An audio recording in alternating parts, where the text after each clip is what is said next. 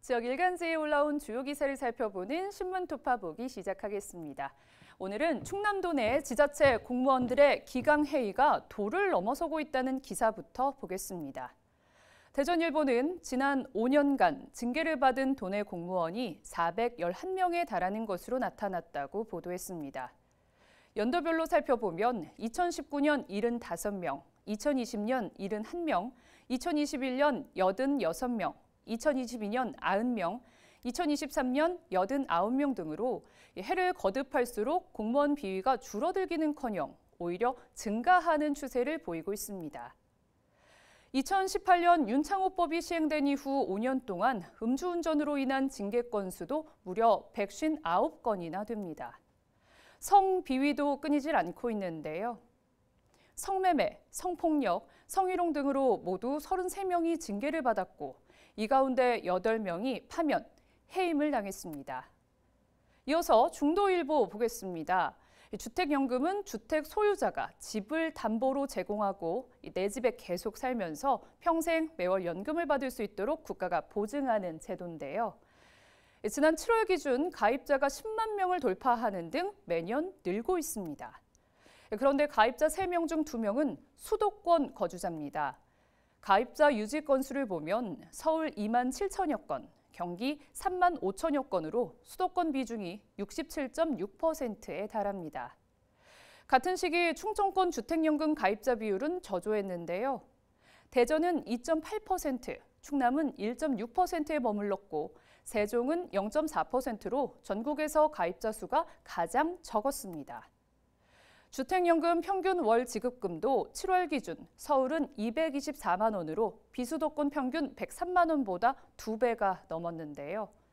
이와 관련해 정치권에선 비수도권 거주자의 주택연금 가입을 지원할 수 있는 방안이 필요하다는 의견이 나온다고 신문은 전했습니다.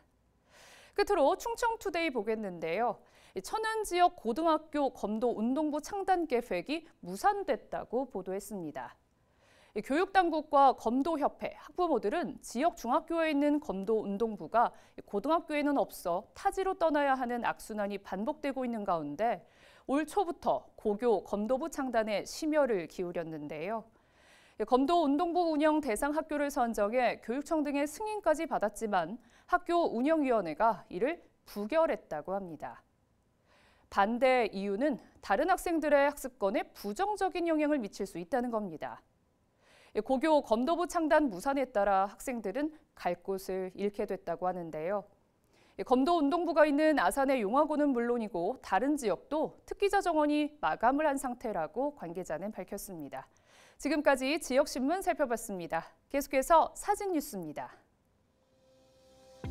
아산시가 음식점 위생등급제 신청업소를 연중 모집하고 있습니다. 위생등급업소로 지정되면 아산 맛집 누리집, 네이버, 배달의 민족, 요기요 등을 통한 홍보와 함께 2년간 위생용품 자원 등을 받을 수 있습니다. 아산시 장애인체육회가 신정호에서 펼친 장애인 어울림 걷기 여행에 400여 명이 참여해 산책길을 걸으며 가을의 정취를 느꼈습니다. 올해로 6번째 맞는 세종 환경교육 한마당 행사가 18일과 19일 이틀간 이응다리 일원에서 펼쳐집니다. 다음은 우리 지역 프로축구 K리그2 경기 일정 살펴보겠습니다.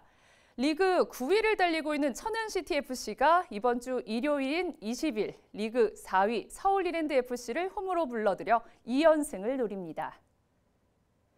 1위와 승점 3점 차이로 2위인 충남 아산FC도 같은 날 리그 최하위인 성남FC와 원정 경기를 치르게 되는데요. 여러분의 많은 관심 바랍니다.